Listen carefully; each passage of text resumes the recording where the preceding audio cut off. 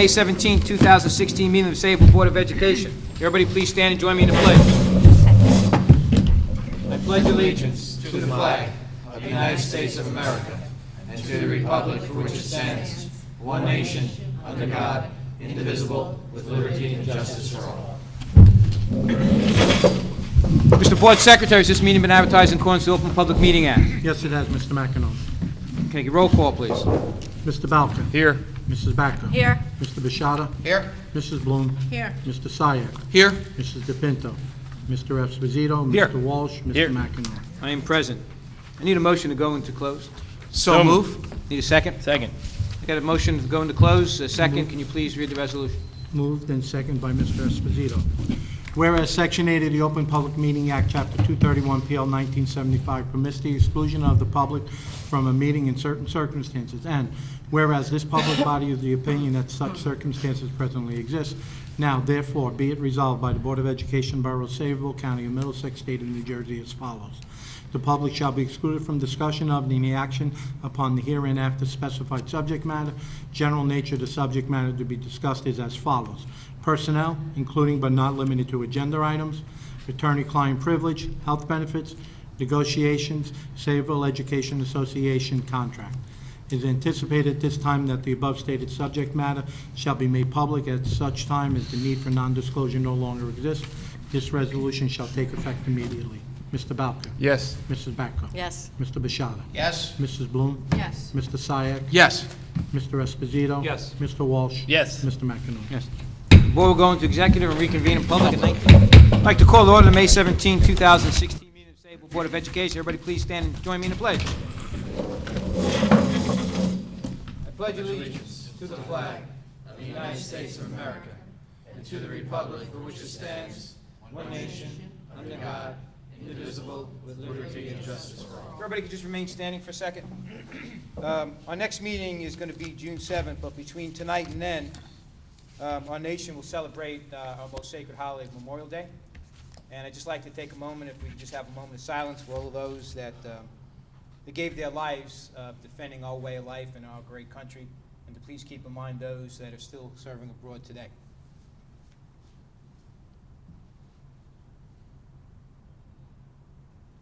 Thank you very much. Mr. Board Secretary, has this meeting been called to order in accordance with the Open Public Meeting Act? That's what I want to say. Yes, it has, Mr. McEnroe. Okay, can you take a roll call, please? Mr. Balka. Here. Mrs. Backo. Yes. Mr. Bishada. Here. Mrs. Bloom. Here. Mr. Sayak. Here. Mrs. DePinto. Mr. Esposito. Here. Mr. Walsh. Here. Mr. McEnroe. Madam President, would you please synopsize our executive session? In executive this evening, the board discussed under personnel, including but not limited to agenda items, and attorney-client privilege, the health benefits. Student Council Representative, Mr. Labby. Thank you, Mr. McEnroe. We sent Mr. Bruce home. He had some studying to do. Good on him. And he asked me if I could share his comments with regard to two particular topics. Number one, he expressed his appreciation and commendations with regard to the junior and senior proms. The feedback that he collected from all the students that attended both was very, very positive. So he wanted me to share that first and foremost. Secondly, he wanted to share some criticism with regard to our park assessment schedule. Even though there were probably a third of our kids participated in it, it impacted all of our kids, and he said that there were time periods where student schedules made it so that students were in a particular period for an elongated amount of time, with not much to do. So he had many students comment about if that's something that we can take a look at and potentially correct for the next year with regard to park scheduling in the high school. Well, that's good feedback, and I agree with that assessment. Is that something that's correctable, or is it limited by the way the park assessment's designed? I think a lot of it has to do with the design, but I'll defer to Dr. Shediak, who is more involved with that than me. We have a window during which we must administer the park. It was the month of April, basically. It did extend into May, however, because We have so many students taking the AP tests right now, and the guidance counselors are responsible for both the park testing and the AP testing. We couldn't really schedule those together. There is some tweaking that can be done. We're always looking at it and trying to see how we can improve. And, I have had feedback from others too, that they didn't feel it was the best Okay. this year. And we're limited as far as the number of devices we have, and just with the time schedule, because each test takes 90 minutes or so, and our class periods are 45 minutes. So, there has to be some give and take. So the negative feedback is from those that are not tested. No, well, because at any one time, we were only administering, in most cases, one test at a time. Right. So, if you're given English 9 exam, only in the 9th grade students are taking that, the 10th, 11th, and 12th Yeah, at but that the argument time. is that, well, they're testing, you can't change periods. Right. So you're stuck in a period longer, and if you don't like that class, then that's, Right. And it's difficult at the high school because students it's not like if you're testing a 3rd or 4th grade Right. class where all of the students move together Right. from one class to another. Right. Understand. So it's tricky, but we are certainly looking at Okay. it for next year. Right. Moving along with the report, I'm at correspondence. Everybody should have seen the monthly technology and maintenance work order reports. And then the minutes. I know there was a last-minute change. Everybody should have got that email today. Anybody have any other questions, deletions, comments on the minutes? Mr. McEnroe? Yes. In the minutes, on page 15 that we were given, The most current one? yes, the superintendent's, well, anyhow, it said Mr. Bishada gave a rationale for not supporting the budget. The only thing there's two things here that, first of all, it's not included here, that I thought that 2 of the teachers that we did hire was originally included in the original budget. That's number 1. And number 2, I wasn't putting money for a capital reserve. I was putting money back into the reserve account that we could come up to our 2% cap, which we're allowed to do in case of an emergency. Which would mean it was surplus, not capital reserve. Yeah, free balance or Oh, surplus. That's why I thought it was capital reserve, because No, there it's is a no... surplus fund, and the other 2 teachers that we did, that the board approved, So I thought- money and I set believe the aside fund- for fund balance, yeah, that's, the extra money was going back into fund balance. and the last item, And that the 2 teachers that the board approved, I was a member of the finance committee, and I believe Mrs. Batko and Mr. Balka understood already in the budget before adjustments were made. I'll make it to read, money set aside for fund balance, and that 2 teachers were included in the original According budget. to what I don't want to use the word assume, but That 2 teachers were included in Your the understanding. original, prior agreement. in the original budget, or in the tentative budget. Does anybody have any concerns about Mr. Bishada's correction? Feels it's accurate based on the conversation at the meeting?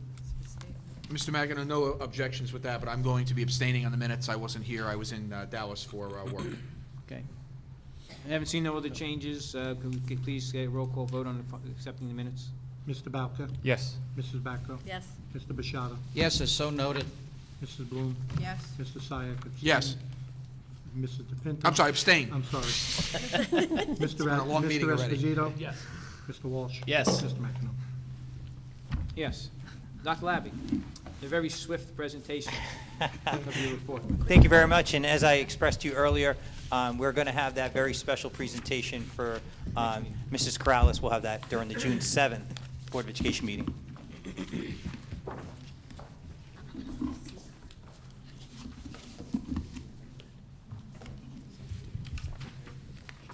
So if I can direct your attention now to the superintendent's report, we can go over that. Beginning with finance and infrastructure, number 13, we're asking you to approve a resolution to include us in NJSIAA. Our membership is up. Number 14, we're asking you to approve a resolution for our E-rate consulting and to authorize the BA and secretary to solicit and receive quotes from prospective vendors.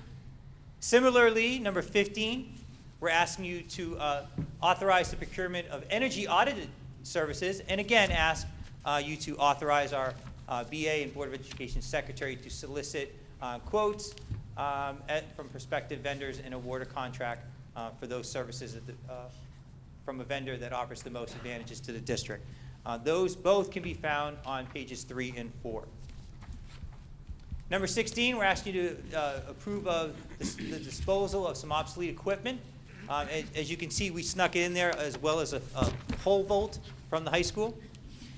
But there is some equipment there, including that athletic equipment. It can be found on page 5. Number 17, we're asking you to approve a purchase professional services agreement with Tiny Tots Therapy. We actually have to perform an independent educational evaluation on a student, so we need an outside therapist to do that, and that's predominantly why we're asking you to approve this contract. You can find that on pages 5 and 6. Likewise, number 18 is a resolution to approve of Effective School Solutions, and that is a therapy provider that we have talked about during several different meetings in special education. This is a very intensive therapy that will assist us with our school avoidance students at the high school next year. They provide both cognitive behavioral therapy and what's called dialectic behavioral therapy. They work with the students in the school. They work with the parents outside of the school. Again, for those kids that have acute psychiatric disorders, so that we can make sure that we're providing an appropriate environment to keep them in the high school here. Number 19, we're asking you to approve a contract with the Mind Research Institute for a software that we've been using for the past year. It's called ST Math. It's a research-proven effective software that we budgeted for last year as well as this year. That can be found on page 6. Number 20 through 23, we're asking you to approve some facility permits. Of course, some with fees in accordance with the schedule can be found on pages 6 and 7. Numbers 24, 25, 27, and 28. 24, 25, and 27 can be found on pages 7 and 9. 28 is actually on the addendum. Approval of several trips with transportation costs. Number 25I. It says it'll be paid for by the Special Olympics. Please delete that. That trip is one that will not be paid for by the Special Olympics. That is a typo. Number 25I. That is not being paid for by the Special Olympics. The other two, or I think it's 3. Huh? Item J. Oh, is it J? I'm sorry. I thought it was I. J, okay. Yeah. It's the last one on that list. That So last cross one is. that off? Yeah. The others are being paid for through the Special Olympics grant that you approved previously. Who's paying for that? Huh? For the minute. I think that's the board. All right, That's so the board. It's good to be paid by the board. That last one's to be paid by the board. Yeah. And L is paid by the Special Olympics? The other ones are being paid for through our Special Olympics Unified Sports Grant. And I is not involved in this conversation at all? No. Okay.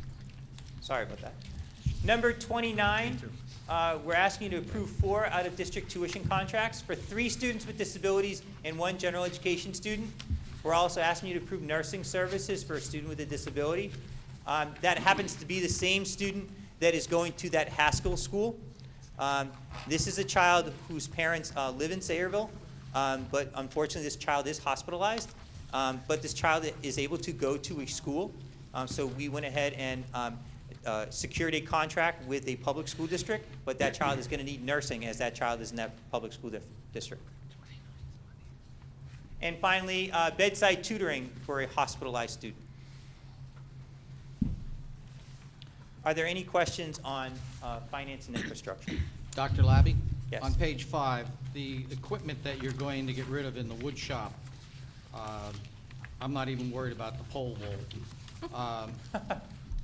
The issue is, are we going to put this out for auction or for a bid? Because, you know, the issue is that, yeah, it may be broken or it could be repaired, but the idea is that instead of just throwing it in a dumpster or giving it to somebody, maybe we can recoup some money to put back into the budget or put back into the wood shop. So I would suggest we put this out for bid. We can definitely look into that. I know that we do that for our technology, and we are able to get some money, not a lot, from, you know, getting a company to pay for that material or that equipment. I'm not sure in the past if I would have to confirm that it's I'm not sure there's any even operable. value to any of that equipment I'm that's not there. sure but- if these are even operable, but if they are, what I can do is put them out and do like we've done with our buses and other equipment, see if there's any takers. See, the reason I ask that is because the borough, when they have obsolete or non-functioning equipment, they put it up for a bid, they notify the newspaper, and then they set a deadline that either they bid as I've a done that in the whole past. I or can do that if individual this is- pieces. I could, if it's operable equipment that's actually working, because we've, lawn mowers and other smaller equipment, so I can advertise it. Thank Well, you. if no one wants to buy it, is there a mechanism to donate it somewhere, or is this just something we just throw in the garbage? Is there? Generally, if no one's buying it, it's not usable, no one really wants it. Is scrap? Um, Ms. Spacco. The contract for the mental therapy, is this for students that are already in the district or to bring students back to the district? Yes, we've brought several students back to the district so that they can benefit from this service. That was one of the things that we talked about in our finance and infrastructure meeting. Right, so this is, when we talked about this at the finance committee, this was the company, but you had said the company was, you were gonna bring students back and that would pay for itself, that they were gonna guarantee Correct. us to cover it. Correct, yep. Okay, but there's nothing in this contract that says anything like that. So are we just, are we We just were able out the to- 275? Yeah, if you remember, when we went ahead and made some of the changes to the preliminary budget, we adjusted that private out-of-district line because we were able to bring back a number of different students, many as a result of this service. So we took that money from the private out-of-district line and transferred that into the extraordinary services account line. Right, so how many students is this for 275,000? Do you have an idea that you're bringing back? We were able to bring back or eliminate a number of different students. It was up to, I think, 12 students. I would say about 6 of them are directly implicated with regard to this particular service. So is this service going to provide instruction for 12 students or We are- for the entire district? We are actually able to have up to 19 students receive this service. So some are coming back and some are already here? Yeah, I mean, this is a great, one of the other benefits to this is it stops kids from going out of district. At the high school level, we lose a lot of children from this high school because they develop depression and anxiety and they refuse to come to school. And we don't have the psychiatric services to support them here or to support them at home because, again, mom and dad have to be the one to get them to come into school. This particular service is going to be there to support them with their psychiatric needs here and to help foster an environment at home so that we can get these kids into school. Not only these kids that we brought back to district, but there are a number of general education students that are in our intervention referral services program.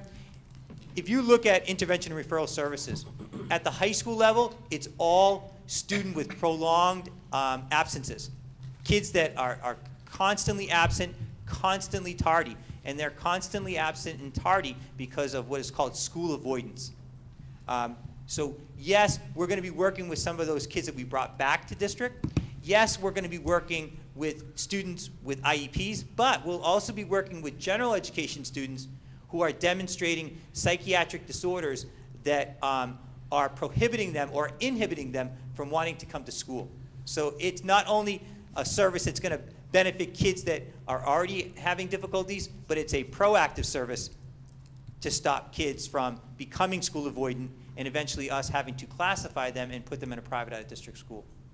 But the 6 students that you said you're going to bring back, they've already been identified. Do you Correct. need parental approval to bring them back? Have you It done has that to be process? agreed at an IEP meeting, and some of which that has taken place. Other cases, the great thing about this service is they actually met with the parents with us. So they had a conversation with the parents so that they could describe their services and their case manager. So we got the parent buy-in from the beginning. The next step is just basically confirming it at an IEP meeting where it becomes an actual contract. With regard to the woodshop equipment, we still have a woodshop program, correct? That equipment has just been upgraded because it looked like we were throwing out a whole woodshop. So that was Correct. part of our budget, that was just upgraded. Could you talk to us also about the Mind Research math program and just what that curriculum is going to provide us? Basically, the ST math program is a constructivistic approach where children use this software. It's basically based on a penguin called Gigi.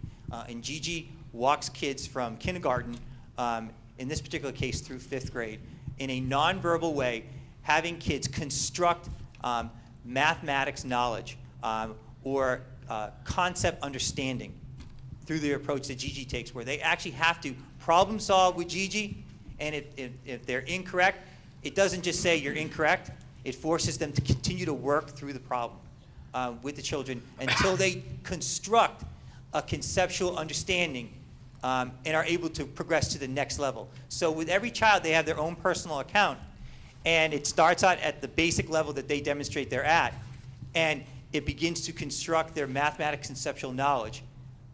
It assesses them. Within the software, it builds a memory of where they are, and it keeps advancing them in approximations. We used it at SAMHSA. We had a total site license at SAMHSA. And then what we were doing was we were buying individual individual student licenses for our at-risk students. We are now able, through this purchase agreement, to get site licenses now for every single elementary school. So every single student will have this. We also have another great software, and we call it our 1-2 punch, IXL Math. That's more of an electronic worksheet that the kids complete. And it does let them know if they get the problem right or wrong, but it doesn't help them construct an understanding of it.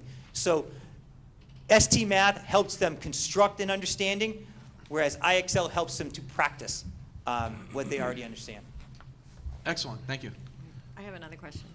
For number 23, the Summer Baseball League, is that being run by our teachers?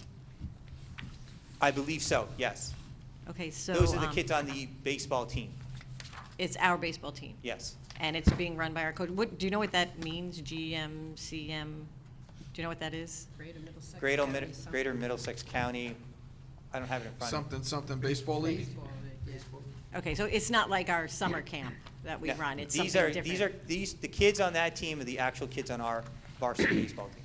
Okay, so, all right, I understand. So it's like their travel team or something type of thing? Correct. It's the baseball coach's way of keeping them together during the summer. Okay, do we do this for everyone?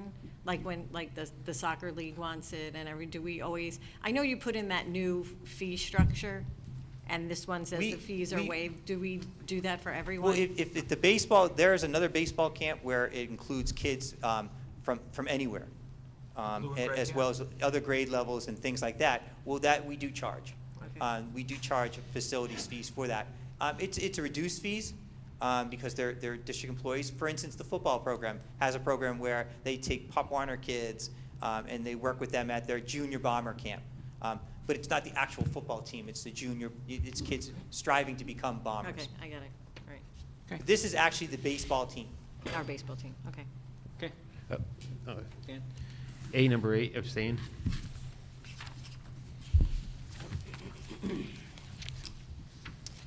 Any further questions or comments on finance and infrastructure? Seeing none? Student achievement, we're asking you to approve a credit completion summer school program for students in grades 6 through 8. It will once again take place at the Sayreville Middle School from July 5th through August 11th. You can find that more information on page 10. And then we're also asking you to approve the donation of the Catch Coordinated Approach to Child Health activity program at the Arleth Elementary School. They did that in conjunction with the South Amboy YMCA. You can find that on page 10. And then we do have some co-curricular trips and activities for you to approve that can be found on page 11. Any questions or comments with regard to student achievement? Seeing none? Governance, we're asking you to approve for a second and final reading the policy on drugs, alcohol, and tobacco, as well as the regulation that goes along with it entitled substance abuse. And we're also asking you to approve the changes to the photographs of pupils. You have a clean copy there. I did send to the board after the Board of Education meeting on the 3rd an email from Mr. Silvestro confirming that we had that conversation and his recommendation with regard to taking out that verbiage. Everybody should have received that. Any questions on governance? Seeing none, moving over to personnel. We do have a retirement, and obviously these are bittersweet moments for us. Bitter because we don't want to see our dedicated and committed employees move on, but sweet because we're very happy for them as they do so. So, Ruth Mahoney, a very loyal and outstanding bus aide for the district, is retiring.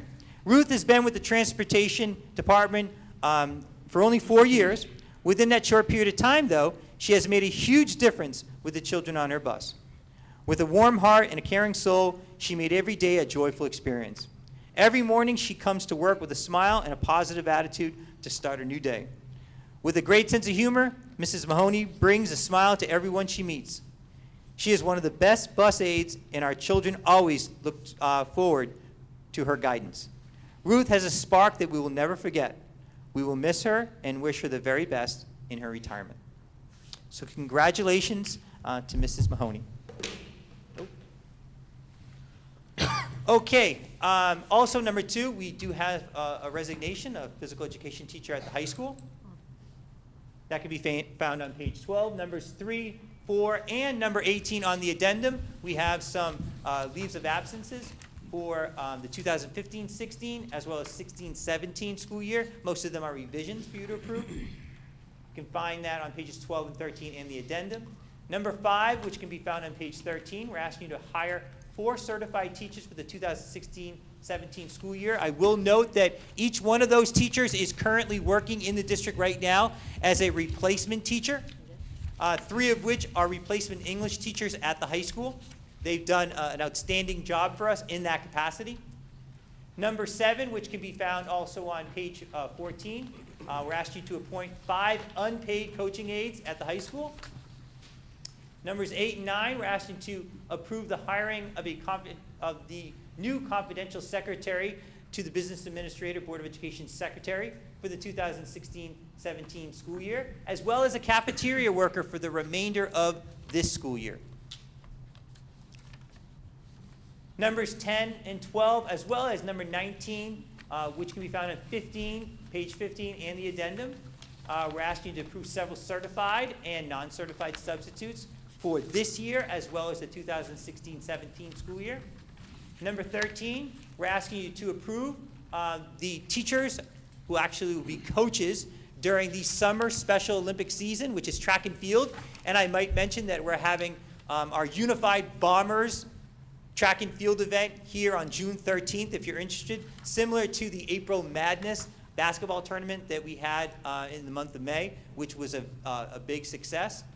But this is for our summer track and field program. So we're asking you to appoint those coaches.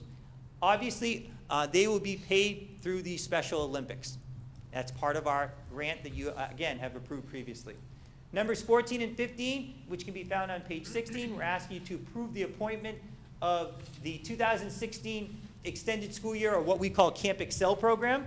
We have probably 3/4 of our staff that we're asking you to appoint. We will be asking you to appoint some additional paraprofessionals on the June 7th agenda, but this is basically 3/4 of our staff, as well as the summer enrichment program teachers. You can find again on page 16. Number 16, which can also be found on page 16, we're asking you to approve the SEA Secretarial Summer Hours Sidebar Agreement. It's the same sidebar agreement that you approved last year. And number 17 and 20, which can be found on pages 16 and 17 and the addendum, we have many professional days that we're asking to approve. Any questions on or comments on personnel? Thank you. Okay, this has been the superintendent's report. Any questions for open up for the public? Seeing none, open up for the public. For any questions, comments on the agenda items only, I will open up again for the public for any business that may come before this board. Any questions on the agenda from the public? Seeing none, I'll close the public portion and entertain a motion to accept and file the superintendent's report. So moved. Any second? Second. Any roll call vote? Mr. Belka? Yes. Mrs. Bacco? Yes. Mr. Bashada? Yes. Mrs. Bloom? Yes. Mr. Syak? Yes. Mr. Esposito? Yes. Mr. Walsh? Yes. Mr. McInerney? Yes. Have there been any meetings, committee meetings between now and last meeting? None? Just none of that? Mr. McEnroe, the policy committee did meet, and it was actually prior to the last meeting. I still owe the board a written report, but in addition to the policies we approved tonight, the policy committee also discussed a policy on transgendered students, which most likely will go under further review given the President of the United States' latest proclamation regarding that topic. We discussed the facility naming policy and have a rough draft for that, which should be concluded at our next meeting. And we discussed a policy on FMLA, which is also complete and now under attorney review. So they'll be coming up at our future meetings. Okay, thank you. While you have the microphone, delegate New Jersey School Board Association, what's happening? I attended the delegate assembly on Saturday. There were 5 resolutions under consideration. The resolution regarding the park assessment was approved, basically indicating that NJSBA supports alternate methods of achieving state and federal requirements for graduation, not based only on standardized tests. And it was specifically targeted for students with disabilities to give states flexibility with regard to assessing those students and not holding them all to the same assessment instrument. Resolution number 2 was also approved, and that resolution indicated that local school boards should be permitted by statutory authority to mandate a graduation age beyond the mandatory compulsory age of 16. And that leaves it open to local school boards to determine that or change it if they wish. The flexibility rests with the local board. But right now, the compulsory age is 16, and boards are not allowed to extend it beyond that.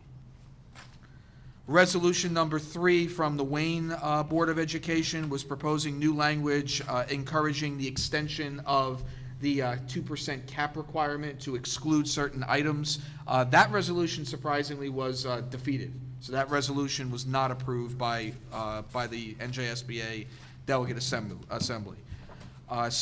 Resolution number 4 permitted districts that participated in inter-school district choice to simultaneously accept tuition students, which they currently cannot do. That resolution was approved. And resolution number 5 created new policy language saying that NJSBA should oppose any measure to transfer the obligation to fund the pension system from the state to local school districts. And that resolution was also approved. Say that again, what was that? NJSBA believes it should oppose any measure to Oppose, okay. transfer the obligation to fund the pension from the state to local school districts. That's good of the No-brainer. NJSBA to do that. Yeah, well, it's not the association, it's the delegates from the Right, school and districts. do you want to explain for the new board members who the delegates are? The delegates are one representative from each of the school districts in the state, and the delegate assembly is where the delegates from those districts basically set policy positions for the state, so that NJSBA has its direction on how to lobby. And we have input to those resolutions through you before they Correct. were voted, so. Okay, thank you, Mr. Clarification on that, you have to be a member in order to have a representative there, am I correct? Correct, you have to be a member of NJSBA.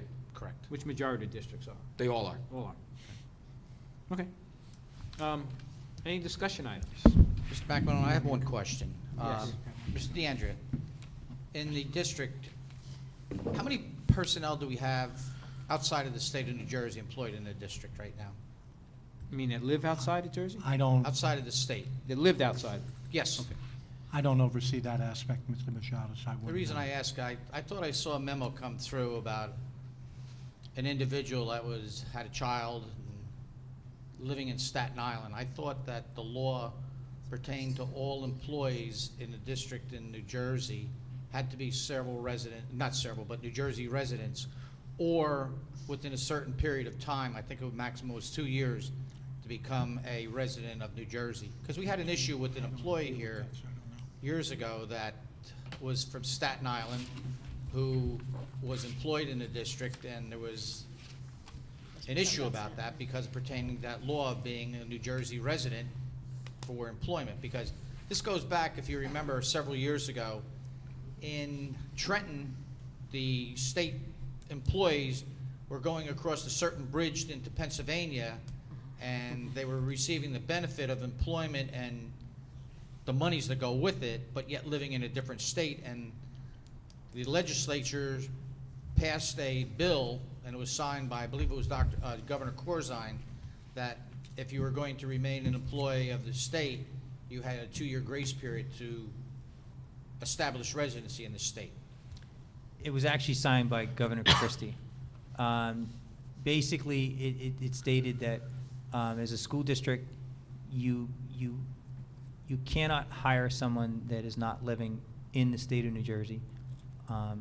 If someone is an employee that is living in New Jersey and moves out of state while they're employed, then you must actually file for a waiver from the Department of Education to actually live outside of the state.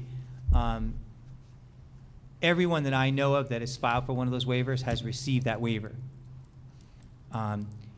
If you are an employee that was previously living out of state and was hired, you were grandfathered in to that. So prior to the passing of that legislation, if you were living out of the state of New Jersey, you were grandfathered in. So basically it pertains to anybody working in the district that decides to move out after the passing of that legislation, and the hiring of individuals who are not living in the state. Just something to check into, I'm just curious. So if an individual applies for a waiver and they get it, do you get notified of that, or? Yeah. You do? So Yeah, you and do it's not the school district's responsibility, it's the state of New Jersey's responsibility. So in a particular case like that, if we, let's say we had an employee that was living in New Jersey and all of a sudden now decides to, I'm gonna move to Pennsylvania or New York. It's the state of New Jersey's responsibility of dealing with that person, the Department of Ed's responsibility of dealing with that person in terms of them being able to work here in New Jersey.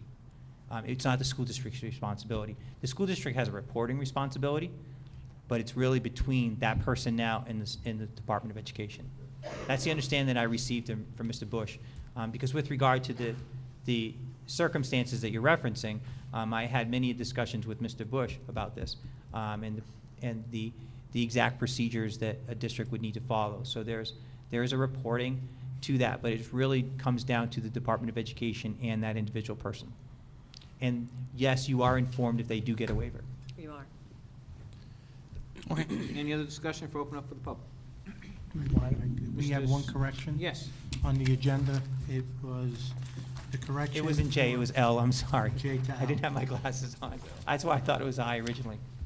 I So crossed it out page in my eight. J and K, so. I'm going to vote no now. No. It was just 25L, that is not being paid for by the Special Olympics. That is being paid for by the board. And J is. J and K are being paid for by the Special Olympics. No, there was less money, so that's good. Yeah. So, Mr. Sayak, you had something. Yes, I started going over the student performance reports that Dr. Labby sent home regarding our performance of our students across a variety of assessments. And there's two things I wanted to highlight. One was for the Student Achievement Committee to look into, and the other was just I think a general accolade and applause. As I looked across the economically disadvantaged category across all of our grades, there was outstanding student performance in that category. I mean, I'm not going to say every single one of them beat the state average, but probably 95 to 98% of them beat the state average in language arts, in science, in mathematics. And to have not only that category beat the state average, but in many cases exceed it by 10 to 20 percentage points in a demographic that is very, very difficult to move is really phenomenal performance. And if we can do that, I would just encourage us to continue to find ways to work with those students, because ensuring that they get the education they need, assuring that they have the opportunity to move beyond the state average is the surest way to prevent another generation that is economically disadvantaged. And we've got a large opportunity here in Sayreville to impact that, because when you look at the high school, you look at the middle school, we've got more than 30% of our students on free and reduced lunch. So we're talking a large percentage of our population that falls in that category, and we're really moving the needle. The other thing that came out of the results that I would encourage the Student Achievement Committee to look at is with regard to our SAT scores. because I looked at our SAT scores, and one of the things that really jumped out at me is I started comparing us to some of the peer groups. And the one that jumped out to me was North Brunswick. Because North Brunswick, if I look at how they performed on the SATs, they were 6.5 points higher than we were in terms of the percentage of students achieving a 1550 or higher. Their composite score on average was about 88 points higher than Sayreville. And then when I looked at North Brunswick's demographic, from an economically disadvantaged perspective, they're coming in at 39.5%, Sayreville's at 37.6%. So they have more students that are economically disadvantaged. Special ed, English language learners, they're at 2.6%, Sayreville's at 1.4%. The only place where they're actually a little lower is in special ed. We're at 13.6%, they're at 12%. Their student to faculty ratio, 13:1, same as ours.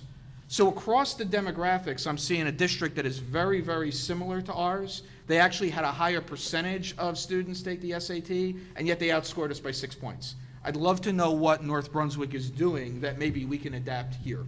We don't need to answer it now, but it's something that maybe the Student Achievement Committee wants to discuss and look at, and maybe there's something we can bring over. Is that on the agenda? Okay. And that's all I have. Anybody else? Yeah, I have one thing, and I promise I'll be real brief.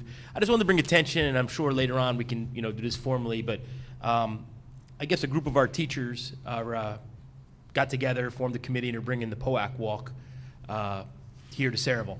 Now, if you're not familiar with POAC, POAC is a group called Parents of Autistic Children, which I'm a parent of an autistic child. There's a lot of good groups out there. There's Autism Speaks, which raises money and looks for cures. But POAC's a group that helps you right now. When you come home with a diagnosis for your child, it's not like when you go to doctor, your child's sick, and they're like, well, take this medicine and do this and do that. You kind of leave the doctor the first day when your child has a diagnosis and you don't know where to go and what to turn and what to do. POAC is a group that gives you help right now. They fund training, outreach, and support 100% free of charge to parents. And they also help districts. They train police. They train bus drivers. They're really doing miraculous work. Like I said, they focus on children and families who are struggling with autism right now, not in the future, not what's going to happen down the road. So first, I want to commend them, and B, I guess just from reviewing a couple of emails, there was some cynicism. I understand we live in a cynical world, and I understand that people are always looking, am I getting cheated here? Is there an angle here? I get that, but there's a lot of good going on in the world.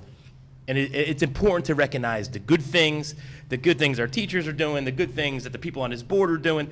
Again, this is a group that they're selfless. I've been there with them. They provide help to thousands of New Jersey residents.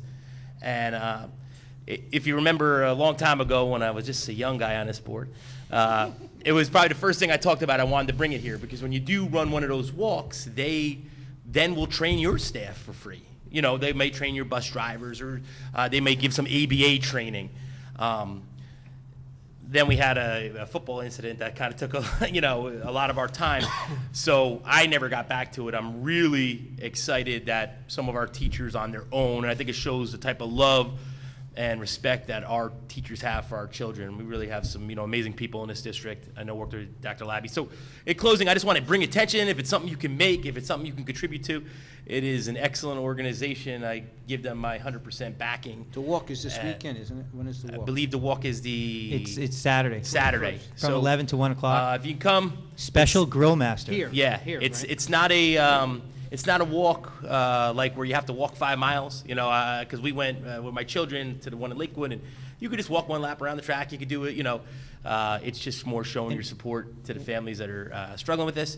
And again, I just, there's, unfortunately, we talk about a lot of bad things up here, but there's a lot of really good things going on. A lot of people who are, like the Sayreville way, just helping each other and helping others. So if you can make it out, love to see you there. And along the walk, in the infield or on the turf field, there will be a number of different organizations that provide resources to adults and children with disabilities. So as people are walking around, you can stop at the vendor tables, get a brochure, get a token of appreciation, learn a little bit more about a service provider that might be able to help you or a loved one. Good. Thank you for that, Mr. Walsh. Good point. I haven't seen anybody else. I'll open up for the public. Please come up, state your name and address for the record. John Bovary, 1210 Harbor Club Drive, Portland. Following up on Kevin with the SAT, as I think most of you know, I'm in the middle of the second prep class, right now with another 11 students after 12.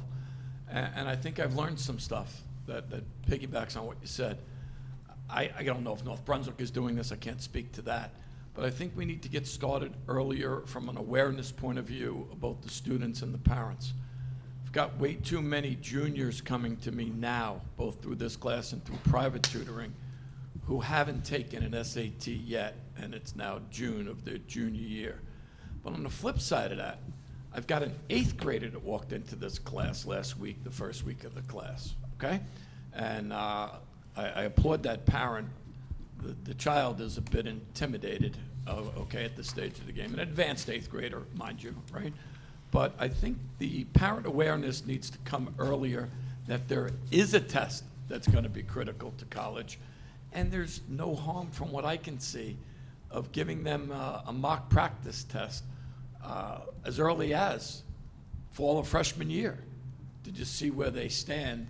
And then when they take a test, practice or not, parents and kids are aware it exists, and then they'll address it. And then I think more people care about it enough to maybe that 6 point can be closed, right?